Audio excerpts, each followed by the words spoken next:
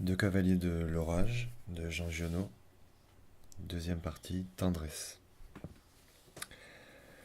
Ange avait à ce moment-là 16 ans. Il s'était étoffé, mais en aucune façon il ne pouvait être comparé à Marceau. On se souvenait qu'à cet âge-là, l'aîné était déjà une sorte de miracle. Ange, non. Il était solide, assez large, habile. Il avait un regard noir précis. Marceau avait toujours eu l'ambition d'aller faire du commerce dans la vallée du Rhône. Le commerce qu'il avait tout de suite commencé à faire avec un grand sourire, dès que sa bonne renommée fut bien établie. C'est-à-dire une hautaine présentation de bêtes pourries de vices, invendables, qu'il vendait à force de morgue, d'assurance et de ruse. Les bords du fleuve étaient célèbres comme étant le pays des connaisseurs de chevaux.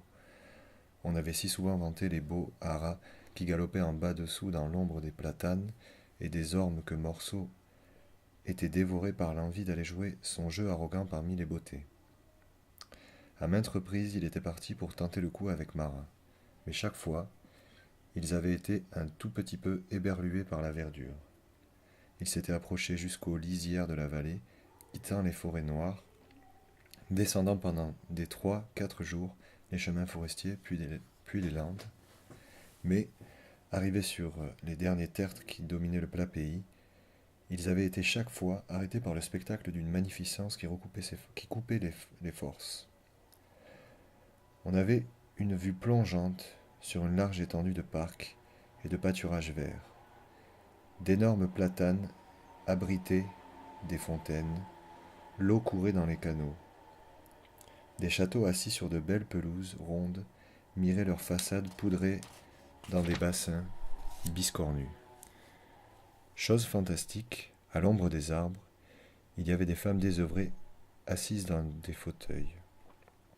Pour se remettre des fantaisies de ce genre, ces gens-là avaient incontestablement une force dont il fallait se méfier.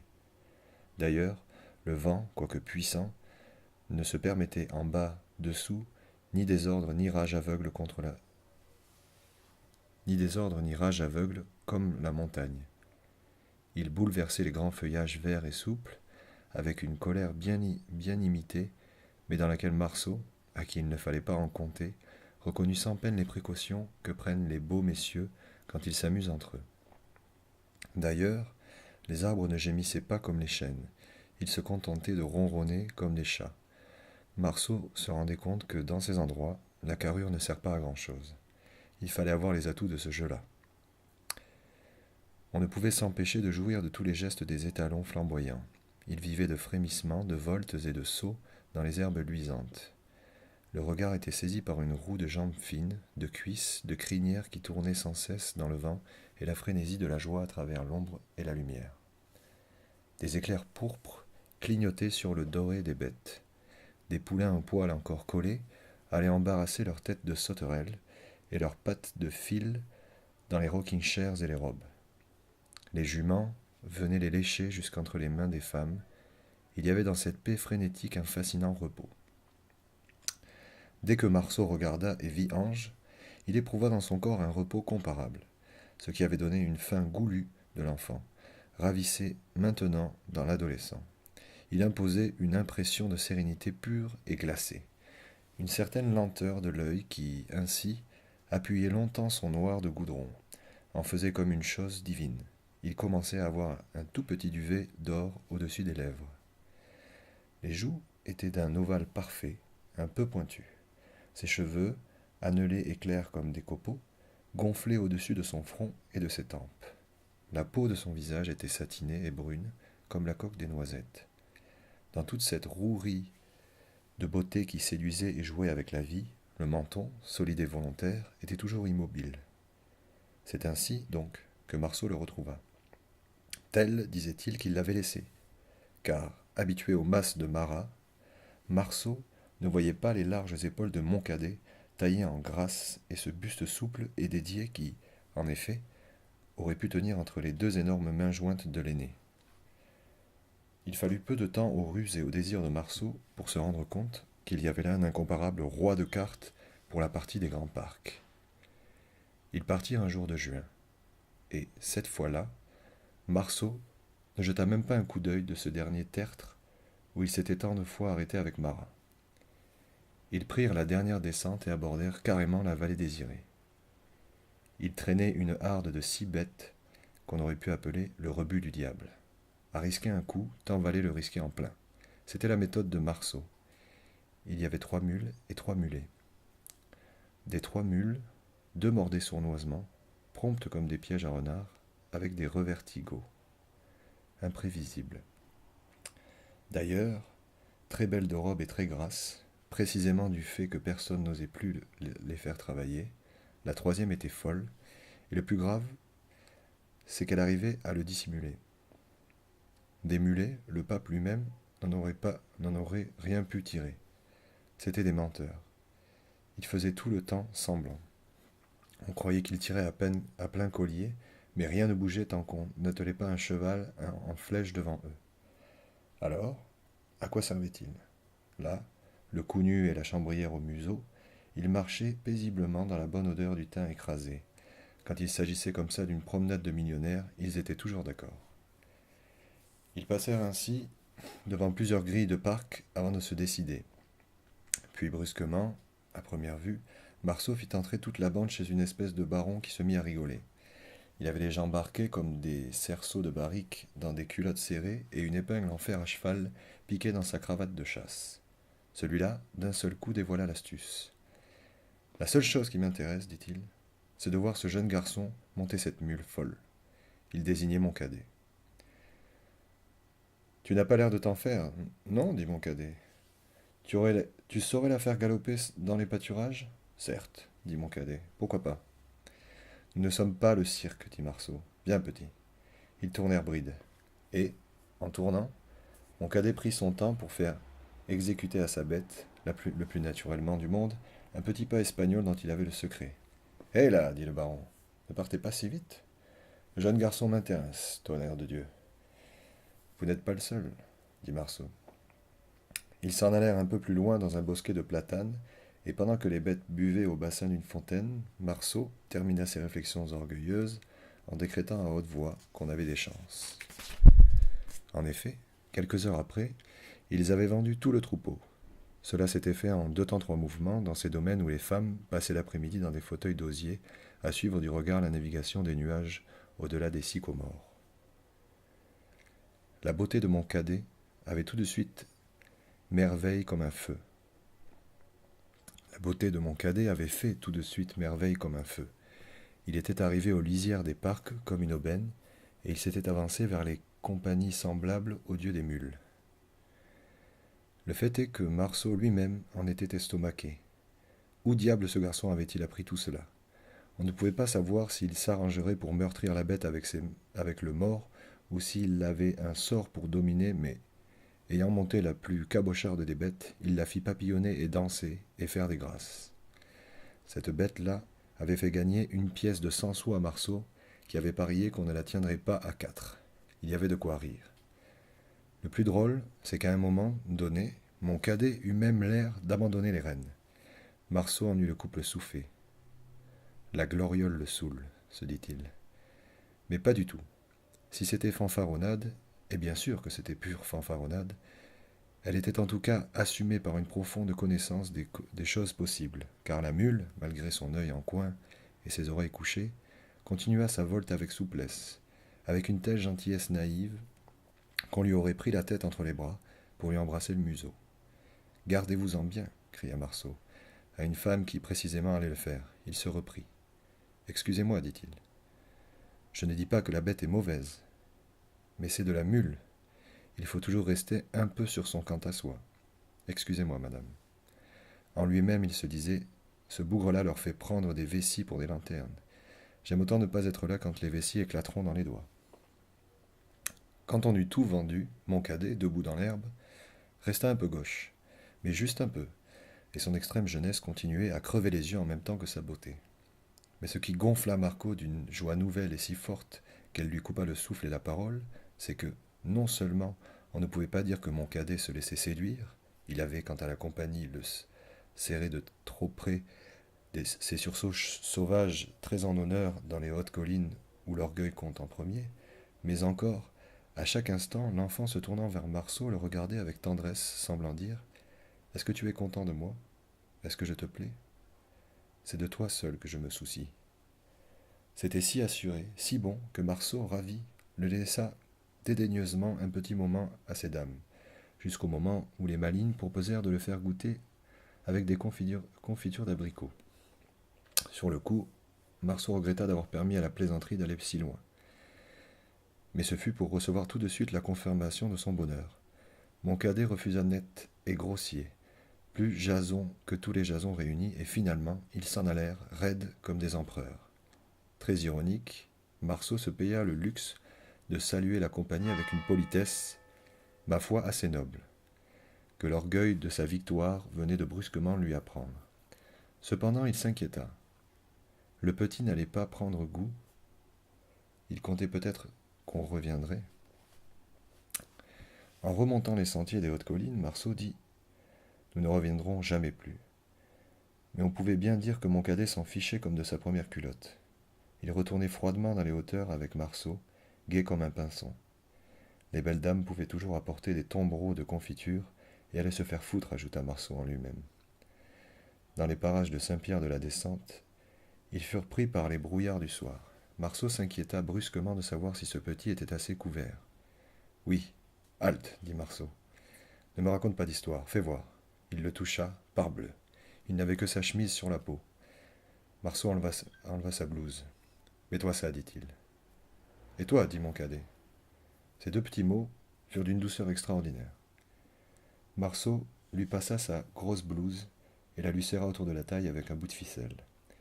Mon cadet avait un petit ventre souple qui tenait entre les pouces et l'index de Marceau, et le long de sa poitrine, en le tâtant pour voir si comme ça il serait assez couvert, Marceau toucha l'os de ses côtes. Les petits muscles d'oiseau qui liaient les flancs, les creux chauds des aisselles et les petites poutres des épaules déjà assez larges. Il fut tellement content tout à coup de toucher tout ça qu'il se mit à rire. Entre ses mains, mon cadet se laissait faire et souriait. 4 jours après son retour de la guerre, Marceau s'était marié avec Valérie Galis. Quand il l'avait prise, elle était déjà assez géante. Sa seule finesse de vierge, c'était ses chevilles. Ce qu'on voyait de ses jambes au-dessus s'évasait tout de suite bougrement. Elle avait eu 3 enfants en 3 ans, recta. Elle était devenue opulente, et les planchers de bois commençaient à crier tout doucement autour d'elle quand elle se déplaçait. Ariane était restée pareille à ce qu'elle était au moment de l'aventure, qui lui avait donné son surnom de 12 litres. Les gens de son âge retrouvaient facilement en elle l'Ariane du pavon qu'ils avaient connue, blonde et resplendissante. Elle n'a pas bougé, disait-il. Il voulait sans doute parler de son courage et de sa force. Alors oui, pour la beauté, elle en avait gagné une nouvelle, qui rappelait l'ancienne, et était faite d'une aisance prodigieuse de gestes et d'air quand il s'agissait de la domination. Elle habitait dans la maison de son fils et s'occupait du ménage avec Valérie. Quelquefois, quand les femmes étaient seules à la maison, il se mettait du désordre dans l'écurie. Les mulets étrangers avaient toujours peur des gémissements du vent ici-dessus. Elle ouvrait la porte qui faisait communiquer l'écurie et la cuisine, et elle donnait brutalement l'ordre de se taire. L'escadron obéissait tout d'un coup. Elle finissait ensuite de le calmer par des grognements d'une tendresse irrésistible. Elle habitait une chambre prise dans le grenier, au-dessus de la chambre de Marceau. Souvent, pendant la nuit, on l'entendait là-haut marcher interminablement pieds nus, de long en large. De son lit, Marceau alors l'appelait « Mère !» On l'entendait s'agenouiller, mettre sa bouche au ras du plancher et répondre « Mon fils !»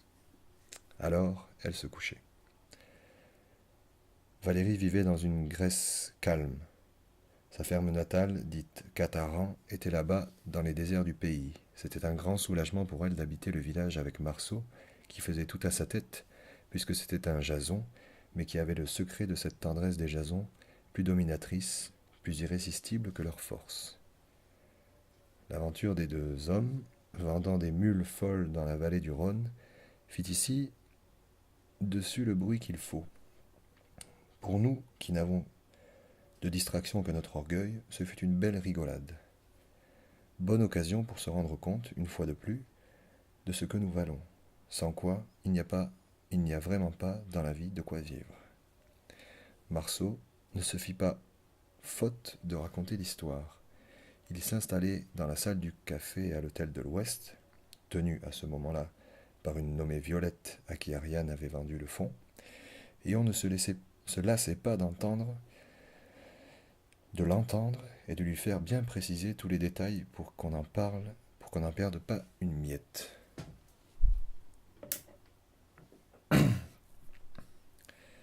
Il faisait asseoir mon cadet à côté de lui. Il faisait bien ressortir que c'était mon cadet qui avait tout fait. Tout en racontant et en attirant ainsi l'attention sur le petit, il lui prenait les épaules dans son bras et il le serrait contre lui. Il raconta le coup qu'ils avaient fait au baron qui s'imaginait être le premier moutardier du pape. Il raconta toutes les manières qui faisaient les belles dames. Enfin, que faisaient les belles dames? Enfin, il prit un plaisir extraordinaire à raconter, à voir tout le monde regarder mon cadet et à serrer mon cadet contre lui. Il aimait entourer les épaules de mon cadet de son bras. Il en avait vite pris l'habitude. Il prit une autre habitude. Le dimanche, quand mon cadet changeait de linge, devant l'âtre, Marceau se plantait devant lui et le regardait faire. C'était un monde. Les bras, les jambes, la poitrine, les hanches, tout. Marceau allait barrer la porte pour que Valérie n'entre pas. « Et attends dehors, disait-il. Il n'y a pas le feu. » Mon cadet était lisse comme un fuseau. De son ventre jusqu'aux épaules, il s'élevait en s'évasant avec juste un petit quadrillage à l'endroit des côtes et sur lequel, à mesure qu'il bougeait les bras, luisaient de petites lueurs vertes dans la peau rose. Puis la chemise du dimanche couvrait tout. Au début de l'automne, on rentra le fourrage. Après, il fallut se laver du haut en bas. On fit chauffer un chaudron d'eau. Valérie lava Ariane. Certes, par devant, les seins d'Ariane étaient secs comme de vieilles grappes, et elle les cachait dans ses bras croisés. Mais le dos, malgré ses 62 ans, était jeune et clair. On y voyait toujours ces branches de muscles souples qui avaient été la moitié dans la beauté de la fille du pavon. Une fois propre, Ariane s'excusa, comme d'habitude, de ne pouvoir rendre le même service à sa belle-fille. « Mon fils te touche, dit-elle. Il ne serait pas bien que je me mêle à te toucher aussi. » De te toucher aussi, bien sûr. Elle n'avait pas besoin de le répéter chaque année. Valérie appela Marceau. Il vint la laver. Il frottait dur. Valérie se mit à hennir comme une jument. Il dut lui claquer les fesses pour lui faire comprendre que c'était fini. « Tu y prendrais goût, lui dit-il. Marceau appela mon cadet. Il le fit monter dans la bassine. Il prit l'éponge de feuilles de bouleau et lui dit « Je vais t'étriller, tu vas voir. » Il fut étonné d'éprouver un contentement terrible avant même de toucher le corps, rien qu'en approchant la main. Depuis quelque temps, il avait envie de toucher ce corps. C'était la première fois qu'il s'était retenu devant une chose dont il avait envie. Dès qu'il commença à laver son frère avec l'éponge de feuilles, il sentit qu'il prenait un plaisir inouï. Le sang Jason, habitué aux satisfactions de son orgueil, jouissait violemment, mais jamais il n'avait eu cet apaisement, ce sentiment de victoire au-dessus de toutes les autres. Une fois propre, mon cadet proposa de l'aider. Il refusa et il le renvoya. Il était ivre d'être apaisé par la gloire d'un autre corps que le sien. Avant la fermeture complète de l'hiver, il y avait encore quelques foires qu'on appelait les foires pauvres à Lachaud et dans les communes de la vallée. Elles ne servaient qu'à approvisionner en cognés et en serpettes.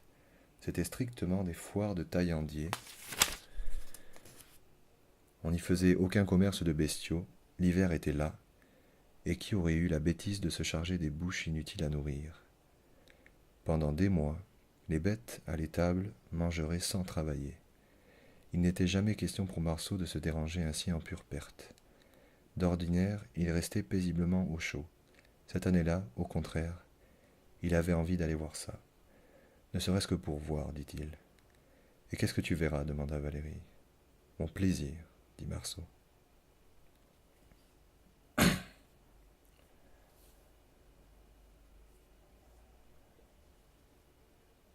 En réalité, plaisir de voir Moncadet sur sa mule soufflant une haleine de fumée dans le matin déjà gelé, ils traversèrent ainsi bois où les brumes se déchiraient dans les branches noires. Ainsi les bois où les brumes se déchiraient dans les branches noires. Ils parlaient de choses et d'autres, au hasard de l'envol d'un coq ou pour eux, un petit coup de bise qui déployait brusquement au-dessus de leur tête de grands drapeaux tumultueux de nuages noirs. Ou bien ils se taisaient, contents d'être ensemble et surtout seuls. Cette solitude-là, c'était surtout le plus important.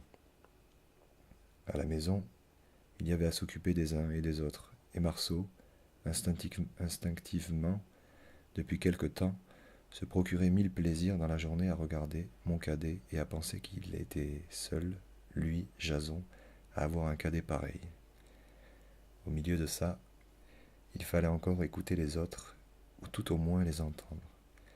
N'était-ce pas meilleur de chevaucher ainsi paisiblement côte à côte, ou quand on se taisait, au moins on avait le temps de regarder mon cadet onduler doucement sur sa mule comme un serpent qui rôde. Les bruits, c'étaient les pas des mules, le bruissement des feuilles sèches dans les rameaux des chênes, le sifflement des merles, l'appel régulier des maîtres corbeaux à la pointe des escadres noires qui traversaient le ciel. Au contraire, ici tout ça était très beau. On pouvait en parler ensemble.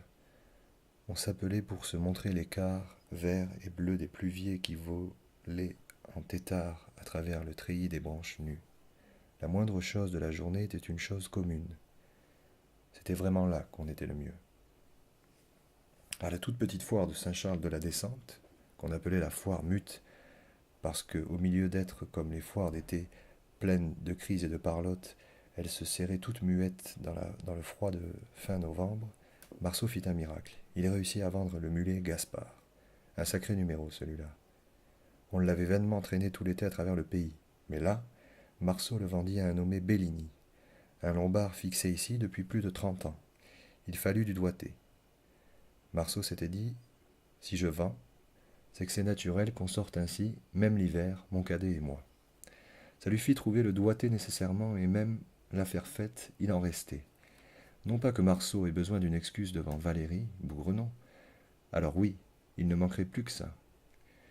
Ni même devant lui, là peut-être. De toute façon, la bête, une fois vendue et le Bellini ayant craché au bassinet, il se sentit plus tranquille. Ça valait mieux que de rester endormi près du feu. Les faits étaient là. Ainsi, ils traversèrent l'hiver sans rester très longtemps séparés l'un de l'autre. D'ailleurs, ils n'étaient séparés, c'est une façon de dire, qu'à la maison. Mon cadet mangeait à la place à côté de celle de Marceau et couchait dans sa chambre sourde à côté de celle de Marceau. Et ils arrivèrent à l'été. Là, alors là, à tout moment, c'était des départs pour droite, gauche, nord et sud, devant les hardes à travers les forêts, qui se couvrirent de feuillages épais et mirent à sentir le sureau et la clématite. Mon cadet profita autant que Marceau. Il était heureux comme un Loir, ayant l'air, au milieu de toutes ces cavalcades, d'être acagnardé comme une bête qui ronronne dans un abri de soleil. Il lui vint peu à peu un visage bronzé dans lequel ses deux yeux faisaient une lumière extraordinairement claire. Il se durcit, et il commença à prendre cet air méprisant et muet de Marceau toisant le monde. Il ne riait qu'en regardant son frère aîné. Mais là, alors, c'était d'une belle épaisseur de dents blanches. Cela dura 3 ou 4 ans, et il n'y avait pas de raison pour que ça finisse, sans un sacré conseil de révision qui arriva pile un beau matin. Sans blague. Ici-dessus, on ne fait pas du tout tout cas de ces choses.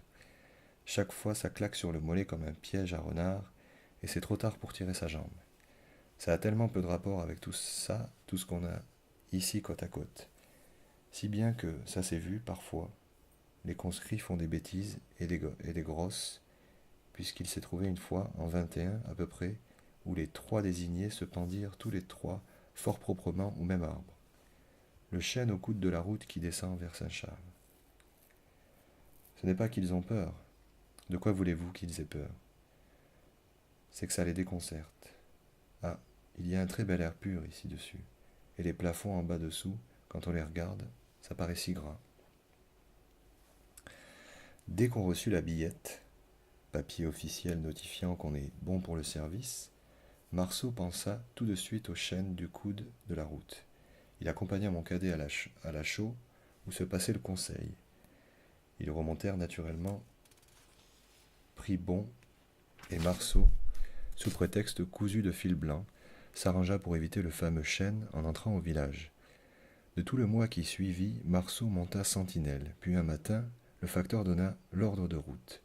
Il disait que le nommé Ange Jason devait se rendre à Briançon, Hautes-Alpes, caserne d'Aurel, pour être incorporé au 159e régiment d'infanterie alpine. C'était aussi au 159e régiment d'infanterie alpine, mais pas immédiatement à Briançon, que Jean Giono fut incorporé en pleine guerre, en janvier 1915 comme soldat de 2e classe. Nommé Ange Jason, dit Marceau. C'était vraiment de drôles de gens ceux qui avaient écrit le papier. Ils n'en avaient pas assez de maras. S'ils en veulent encore un, qu'ils me reprennent. Ange, qu'ils aillent se faire foutre. Quel rapport ça avait, ça? Le 159e régiment d'artillerie alpine, avec tout ce qu'on devait encore chevaucher, botte à travers les forêts. Ils partirent trois jours avant. Il fallait aller prendre le train à Aiguillan-hors-Pierre. C'était en tout cas 3 jours de chevauchée à travers les montagnes désertes. Le train passait à 3 heures.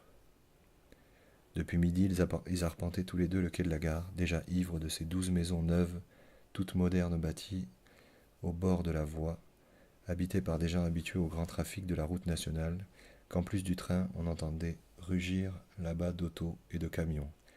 Ils avaient laissé les 2 bêtes de sel dans le garage de l'hôtel moderne. Marceau regardait loin, là-bas, dans l'ouest, les hauts épaulements bleus, au-delà desquels commençaient les hautes collines, où il vivait en paix avant qu'on vienne l'emmerder. Mais tout à coup, quand le train fut annoncé, et que la gare se mit à grelotter avec de petites sonnettes, le sang Jason fit 2 ou 3 tours bougrement extraordinaires. « Viens, dit Marceau. Attends, laisse passer ce train. On prendra l'autre. Viens avec moi, tu vas voir. » Il était devenu clair, solide comme un roc, capable de discuter le coup avec le président de la République. Il s'en foutait d'ailleurs de celui-là. Il n'était plus impressionné. Oh, certes non, par la douzaine de maisons modernes et le chemin de fer moderne. Pas plus moderne que de beurre aux fesses. Tu vas voir. Il s'était décidé à 3h moins 5. Il avait intéressé tout Hors-Pierre à son histoire. À 6h tapant, il avait vendu ses 2 mules de sel, 7000 francs pièce, une au patron d'une tuilerie, ça allait bien. Mais l'autre, et ça c'était le miracle Jason, à un épicier. Pourquoi faire, mon Dieu? L'épicier lui-même se le demandait, ayant aligné les 7 billets de 1000, secouant les oreilles pour se réveiller, n'en revenant pas. Ils prirent tous les deux le train de 10h du soir pour Briançon. Le wagon où ils montèrent était vide. « Couche-toi, dit Marceau. Lui, il resta assis dans un coin, sans bouger, et ses cuisses servirent d'oreiller toute la nuit à mon cadet. Rien n'aurait pu se faire si mon cadet n'avait pas été lui aussi de taille. Marceau avait pris une chambre à l'hôtel des Alpes, près de la porte de Pignerol. Non seulement il avait gardé le mordant d'Hors-Pierre, mais il avait fait plus beau et plus juste, à chaque instant adapté aux circonstances. Il s'était acheté un vêtement neuf, cossu, et il avait pris de la lèvre inférieure une lippe en face de laquelle il était difficile de résister. Il ouvrit les portes, d'où il entrait avec un grand rond de bras qui les pliait en plein contre les chambranles. Il restait une toute petite seconde de plus que ce qu'il fallait sur le seuil, avec ses 1,92 m presque carrés, et, là-haut au sommet de la tête, un beau chapeau de feutre genre Bolivar qui noircissait ses yeux et se relevait de chaque côté sur ses tempes comme l'eau coupée sur les flancs d'un bateau. Il s'était inscrit comme un négociant en mulet. Il fit tout de suite 2 ou 3 affaires, petites mais marquantes. 8 jours après, Savourin, Charmasson, Maquignon classé, Pignon sur rue, signataire du contrat pour la remonte du train muletier, s'arrangeait pour le rencontrer au café du commerce. Le lendemain matin, Marceau s'en alla sur le champ de Mars. Le champ de Mars est une esplanade au nord de Briançon, traversée par la route d'Italie et située devant la porte de Pignerol. Champ de Mars où Moncadet, avec les recrues, était en train de s'initier au mystère du demi-tour à droite. À la pause, Marceau, très ostensiblement, passa son gros bras de velours sur les épaules de son frère. Il se fit désigner et nommer le petit lieutenant qui battait ses guêtres avec sa badine, l'adjudant, 2 ou 3 sergents. Il s'intéressa même au caporal. Ça va marcher, dit-il, quand le sifflet rappela Moncadet. Il traversa très noblement le champ de Mars, presque à travers les fils, se faisant voir comme un nez au milieu d'une figure. Il avait sa lippe, il ne salua personne et rentra dans la ville par la porte de Pignerol. À l'hôtel, il demanda une plume, du papier et de l'encre. Il écrivit à Valérie, plaça 24 billets de 1000 sur la table près de lui, appela pour demander une bougie et de la cire, tira un petit cachet tout neuf de sa breloque de montre et fit ostensiblement une belle petite lettre chargée qui de cette façon tira 2 coups comme un bon fusil de chasse. Un coup sur Valérie, qui disait Amen, touché à un de ses endroits sensibles, un coup sur le patron de l'hôtel des Alpes, changé en pierre, dans l'entrebâillement de la porte et qui en oubliait d'essuyer ses mains à son tablier. Tout ça n'était rien, et Marceau le savait. On avait affaire à forte partie. Le beau visage, ici, la belle allure de ses tendres épaules d'adolescent, qu'il avait serrées en frémissant sur le champ de Mars, ça ne servait pas à grand-chose. Mais Ange était Jason de la tête aux pieds. Il ne faut pas croire que Marceau l'aimait pour des prunes. De son côté, il avait su instinctivement prendre du poil de la bête. Et de quelle bête! Il avait aussitôt, dès les premiers jours, navigué entre les sergents, les adjudants, les lieutenants, avec cette aisance sans pitié des dompteurs de mulets. D'autant plus facilement qu'il s'était passé cette chose drôle dont ni Ange ni Marceau ne pouvaient se rendre compte. C'est que, lorsque l'on voyait ainsi Ange tout seul, il donnait une impression de force irrésistible. Si on avait dit ça à Marceau, il aurait été bien étonné. Lui, en réalité, sous son assurance de négociant de mulets et de chapeau Bolivar, il dissimulait une terreur sans nom de savoir Moncadet tendre et beau, perdu dans cette caserne où il était impossible, pour l'instant, d'aller le soutenir. C'est cette terreur qui donnait à Marceau son génie de manœuvre et le poussait à accomplir des miracles nécessaires.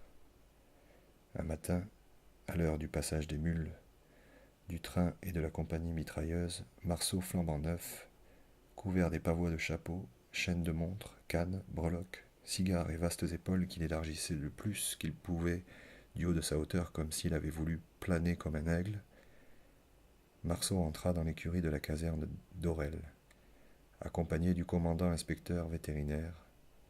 Ange en perdit sa brosse. Et, pour compliquer qu'avait pu être tout le travail sournois de Marceau pour en arriver là, il fut payé, au-delà de tout, par le regard éperdu d'amour et d'admiration que lui donna tout de suite Moncadet. Mais Marceau ne se laissa pas démonter par la joie. Il fit sa lippe et commença d'abord à examiner les bêtes. Il parlait de père à compagnon avec le commandant inspecteur vétérinaire. Il n'y avait pas de mystère, sauf pour les hommes de troupe. Le commandant inspecteur vétérinaire avait 3 filles et un train de maison. Il s'arrangeait dans les refontes et les remontes pour toucher du dos de la main quelques toutes petites ristournes. Marceau acheta carrément une dizaine de mules invendables, des diablesses, des vinaigres bouillants, des esprits de sel qu'il s'arrangea d'ailleurs pour calmer séance tenante d'un coup de gueule qui manqua de faire foutre le commandant lui-même au garde-à-vous. Comme, dans un coin de l'écurie, il s'était mis très rapidement d'accord sur la partie sournoise de l'opération, le commandant commença à penser que cet homme-là pouvait peut-être s'occuper d'une opération beaucoup plus importante. C'était le nœud de l'histoire. C'était là que Marceau voulait en venir. Depuis la veille, Savournin Charmasson, avec lequel il s'était plus ou moins associé, et lui savait que le 14e corps avait besoin de la remonte complète du train et des mitrailleuses montées de 16 bataillons. C'est ce que finalement, après 4 anis dégustés sur les dossiers du sergent-major, Marceau obtint pour lui et son associé. Il ne pouvait pas le faire seul, il y avait besoin de trop d'avance. Mais pour lui, la question n'était pas là. Ça se voyait d'ailleurs à la façon dont il lâchait la bride. Le commandant et le scribe n'en revenaient pas. Où il voulait en venir, c'était à la chose suivante. Vous avez ici un nommé Ange Jason. Peut-être. Ne le cherchez pas. Il y est. C'est mon frère. Il était à l'écurie tout à l'heure. Et il fallait le dire. Je vous le dis. Mais voilà pourquoi il le disait. Il allait donc s'occuper de trouver ses mules pour 16 bataillons. C'était entendu. Des belles, des souples, de vraies jeunes filles. Il allait courir le Dévolu, le Tchamsor, le Val-Godemar et le Tonnerre de Dieu. Mais il aurait aimé avoir son frère avec lui, dans les tournées. Est-ce qu'il n'y aurait pas moyen de le lui détacher? Il fut très content de ce mot qu'il avait placé soigneusement dans un coin de sa bouche depuis la veille. Souvenir du front, très utile. Il y a de quoi rire avec ces brutes, pensa le commandant. Si c'est tout ça, je lui détacherai le pape. On fit sur place, en un tour de main, une vingtaine de grandes feuilles signées et contresignées. On envoya chercher Moncadet, qui était toujours là-bas, pétrifié, debout à côté de son seau à pansage, et on ne sonnait pas encore la soupe que Marceau et Moncadet sortaient de la caserne sur les talons du commandant inspecteur, à qui le poste présenta les armes. Les deux frères, souffle coupé, passèrent une journée muette à se regarder. Après, commença une année de balade et de chevauchée à travers les grandes montagnes bleues. 100 fois, Savournin-Charmasson maudit le jour où il s'était associé avec cette espèce de géant incompréhensible. Mais qu'est-ce qu'il avait dans la tête? Impossible de lui faire comprendre qu'il n'y avait pas besoin de se décarcasser, que les pires carnes faisaient l'affaire. Pas du tout. Il les choisissait comme des rubis sur l'ongle. Est-ce qu'il croyait qu'on allait lui en tenir compte? Oh, qu'on en tienne compte ou non, Marceau avait son idée. Et pour l'en faire démordre, la mère des Savournins Charmasson n'était pas encore née. Son idée, c'était d'être indispensable, irremplaçable, intouchable, unique, et le patron incontesté d'une remonte comme on n'en avait jamais vu. À condition, c'était simple, Moncadet. On le lui laissa, bougre. On le lui laissa. Il partait libre comme l'air pour des 15, 20 jours, 1 mois, 2 mois. Ils avaient habitué toutes les vallées aux gros hommes de velours et aux petits soldats blonds. Ils avaient habitué toutes les vallées aux gros hommes de velours et aux beaux petits soldats blonds qui arrivaient tous les deux, à cheval sur leurs mulets, descendant jusqu'au fond des combes les plus noires, remontant les pentes les plus raides, visitant à un les villages et les chalets. Paisible, facile, gai et très entendu, l'air d'avoir tous les deux ensemble un bonheur qui ne regardait personne et ne gênait d'ailleurs personne. On les aimait beaucoup. S'ils avaient voulu, ils auraient fait des affaires d'or. Qui vous dit que je n'en fais pas? Répondait Marceau. Mais leur pays, c'était les hautes collines. Ils pensèrent bien y pousser un petit vagabondage. Mais pour faire quoi? Revoir les forêts sombres et le froid bien-aimé de leur terre sous le vent? Ce n'était pas affaire de quelques jours. Une fois là, on n'aurait peut-être plus eu la force de repartir. Attendons que ce soit fini, et bien fini. Il n'y en avait que pour 1 an, qui passait vite, et Savournin-Charmasson, le commandant inspecteur, les vallées et les montagnes furent stupéfiés par la disparition brusque et brutale des 2 hommes le jour même où ce fut fini. Savournin eut beau refaire ses comptes, le commandant le pourcentage de ses ristournes. Tout était juste, plus que juste, d'une méprisante générosité. Les écuries de la caserne d'Aurel, et même d'Embrun et de Grenoble, étaient pleines de bêtes à bon Dieu. Tout était recta. Il ne laissait pas un poil avec lequel on pût les gratter. ils avaient disparu. Pas de partout. Ayant repris les vieux costumes des hautes collines et roulé celui de Briançon en troussequin, Marceau et Moncadet, sur 2 mulets choisis, rentraient à petites étapes dans leur pays. À mesure qu'ils s'élevaient à travers ces montagnes étranges, moins hautes que celles d'où ils venaient, mais d'une sauvagerie plus diabolique, ils commençaient à rencontrer les hêtres et les chênes et à fouler cet humus violemment parfumé qui exalte les grands sentiments simples. Enfin, un soir, ils aperçurent à travers le grillage des forêts le balancement des vastes hauteurs qu'ils habitaient. Ils arrivèrent à l'orée pour voir devant eux tout le large du pays, depuis les Faillards de Gavarie jusqu'à Silence, les combes de bronze, les forêts de bronze et l'air de glace. Ils entrèrent au petit pas dans les venelles qui tournaient le village et ils mirent pied à terre devant leur seuil au moment où la première étoile s'allumait. Dans la maison, Valérie frappait sa cuillère de bois contre le chaudron où bouillait la pâtée des porcs. Ils entrèrent, et voilà, ils avaient gagné. Moncadet commença à admirer sérieusement son frère. Jusque-là, il s'était laissé faire. Il était brusquement tout chaud de joie quand il voyait le regard de Marceau posé sur lui et ne pouvant pas s'en détacher. C'est ce qui lui avait donné sa coquetterie des petits tours de force, soit pour dompter les mules, soit pour avoir, malgré sa jeunesse, cet air fermé, entendu et froid. Il avait la ruse d'observer et d'apprendre quels étaient les gestes qui, plus que d'autres, attiraient sur lui le regard passionné de son frère. C'est cela qu'il répétait le plus souvent, mais, comme il était Jason, il avait l'instinct de rendre cette répétition la plus meurtrière possible en la faisant dans une fantaisie et un rythme toujours nouveau. Son plus grand malheur aurait été que l'aîné ne fasse pas attention à lui. Mais l'aîné faisait attention à lui. Il ne faisait même pas attention qu'à lui et Moncadet n'ayant de soucis que pour préparer les manières qui faisaient se poser sur lui et y rester ce regard gris, rêveur et tendre. À Briançon, il avait eu affaire à autre chose. Tout Jason qu'il était, il avait commencé dès l'abord à perdre pied comme tout le monde les premiers jours dans cette caserne.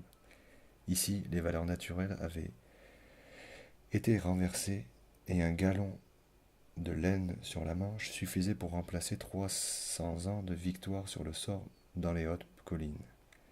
La première nuit qu'il passa dans son chalit mal équilibré, pendant que les petites couvertures fuyaient de chaque côté de lui, il ne cessa de penser à Jason. Il souffrait physiquement d'être séparé de lui. C'était beau qu'il soit venu jusqu'ici. S'il l'avait laissé à la gare d'Orpierre, peut-être même que Moncadet se serait levé maintenant et serait allé tout éperdu se pendre avec son ceinturon à la première branche de platane de la cour. Oui, Jason était là, de l'autre côté des murs, dans la ville nouvelle. Mais qu'est-ce qu'il allait pouvoir faire? C'est qu'il y en avait des sergents, des adjudants, des capitaines et des généraux et des généraux. Moncadet ne pouvait même pas se coucher à plat sur son chalit. Chaque fois ce tas de généraux lui tombait sur la poitrine, l'écrasait et le réveillait. Qu'est-ce qu'il allait pouvoir faire, Jason? Il ne s'agissait plus de jouer à attirer son regard. Il était le monde entier dont on venait de le séparer. Il devint cette tendre et terrifiante chose qui est plus que le monde quand il apparut, imposant, majestueux et puissant dans l'écurie de la caserne d'Orel. Ce jour-là, Marceau eut non seulement la joie de retrouver ce qu'il avait perdu, et celle d'écraser facilement cette poussière de commandants et de généraux qui le privaient de sommeil depuis un mois, mais le miraculeux de briller enfin aussi devant Moncadet. Et Moncadet, pétrifié devant son sot à pansage, aima tout à coup, au-delà de tout, se maître des événements et des choses. Les chevauchées, pour la remonte à travers les Alpes, furent un long paradis. Mais, malgré tout, il fallait porter l'uniforme de négociant de mulets et de soldats détachés. Les hautes collines furent le paradis et la liberté. Ils allèrent à la chaux, à la foire d'automne, la plus importante de l'année, la foire des pins. À cette foire-là, on vend des pans. Il n'y en a pas 100 000, il y en a 30 ou 50 au plus. Mais pour cette sorte de choses, c'est beaucoup. Il ne s'agit pas d'acheter de la volaille, il s'agit de s'acheter du contentement. Tous les marchands de pans sont de Saint-Hilaire, tous les acheteurs sont des Hautes-Collines. Saint-Hilaire est un pays de coteaux, lieu de tendresse, plein de fleurs, cosmos, roses, trémières, capucines de toutes les couleurs, et même des tournesols si éclatants dans le vert des prés qu'on les voit et qu'ils éblouissent depuis les lisières des Hautes-Collines. On comprend très bien que les gens de cet endroit vendent des pans. Inutile de dire ce que c'est ici, chez nous, au contraire. Vert de bronze, noir et silence, à part le mugissement du vent. On comprend très bien pourquoi c'est le pays des acheteurs de pans. Non seulement le père d'Ariane, mais tous les ancêtres d'Ariane, qui sont les ancêtres de Marceau et de Moncadet, ont eu dans le sang une passion irrésistible pour les pans. Tellement que la ferme qu'ils ont créée et tenue s'appelle le Pavon. Certains jours, par là, en 1850, et même encore il n'y a pas très longtemps, on a vu, à la fin de certains hivers particulièrement uniformes, le village tout entier s'en aller, comme sur un mot d'ordre, jusqu'au Pavon, pour regarder les pans.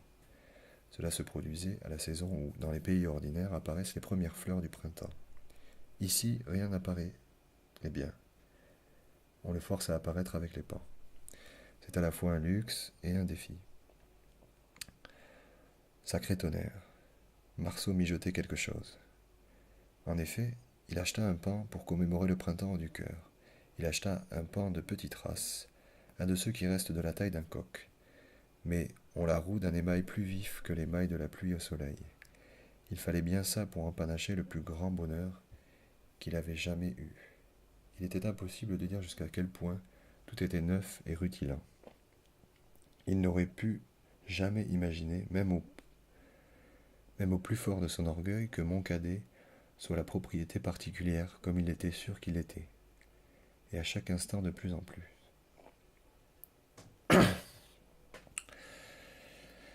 Il avait beau être devenu un grand gaillard doré, héritier direct lui aussi de la grande force d'Ariane et de tous les ancêtres du Pavon, ses cheveux blonds qu'il portait longs et qui trémoussaient frisés autour de ses tempes étroites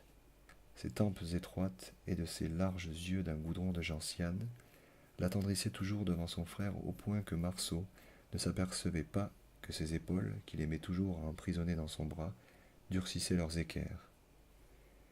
L'amour qui avait saisi Moncadet dans l'écurie de la caserne d'Orel ne l'avait plus lâché. Il ne se laissait plus couvrir de caresses et de tendres cadeaux comme du temps de la vallée du Rhône. Mais, souvent, c'était lui, le premier, qui s'avançait pour toucher le bras de son frère ou lui prendre la main. Il lui avait acheté sur sa bourse un de ces magnifiques fouets de Saint-Hilaire, à manches courts, où l'aune est tressée avec un air de bœuf, et dont la longe de 2 mètres de long, épaisse au départ comme une natte de princesse mérovingienne, se termine par une châsse en cuir de chèvre, fine comme une queue de couleuvre. Marceau le portait orgueilleusement à son poing. Il était si habile à le manier qu'un matin il tua d'un coup de lanière un petit blaireau qui essayait à l'aveugle de se dépêtrer des brumes de l'aube. Marceau avait donné à Moncadet une belle couverture écossaise en laine de Saint-Chaffré qu'on pouvait plier facilement en manteau et qui retombait des épaules avec des plis d'huile. Elle ne laissait passer ni pluie ni vent, et elle avait un luisant naturel qui faisait chatoyer son vert et son rouge, même en plein orage. Moncadet avait commandé pour Marceau, chez le meilleur salier de la Chaux, un mors et des ornements de museau en argent pur. Et il avait voulu qu'on ajoute 2 plaques de gourmettes grosses comme des écus sur lesquelles il avait fait marquer en relief la couronne de duc qui surmontait l'arceau des portes de la ville. Quand il reçut le cadeau, Marceau fit reluire les couronnes en les frottant sur les cuisses de ses pantalons de velours. « Ça, c'est joli, dit-il. Les couronnes se voyaient de 3 mètres de loin. Ça me plaît, ça, dit-il. Moncadet était à tout moment appelé par un furieux appétit à se serrer contre Marceau, à laisser le moins de place possible entre son frère et lui. Et Marceau, comme du temps où il relevait dans ses mains le corps délicieusement fondant du petit enfant de 5 ans, embrassait chaque jour de plus en plus sa fraternelle passion. Il galopait botte à botte. À l'étape, mon cadet sautait de selle et venait aider l'énorme Marceau à descendre. Descendu, le premier travail de Marceau, c'était d'arranger le foulard de mon cadet ou de lui remonter la couverture écossaise sur les épaules. Puis ils se prenaient dans les bras et sans se lâcher, ils entraient dans les foires pour faire le trafic. À l'auberge, ils ne s'asseyaient jamais l'un en face de l'autre, mais l'un à côté de l'autre. À la fin des repas, Marceau passait son bras sur l'épaule de mon cadet et se reposait ainsi en fumant sa pipe. Ils allaient de pair aux bamboches des auberges mal famées, buvaient ensemble, avaient la même ivresse et se débattaient avec elle de la même façon, de même capacité, et c'était un motif d'admiration de plus l'un pour l'autre.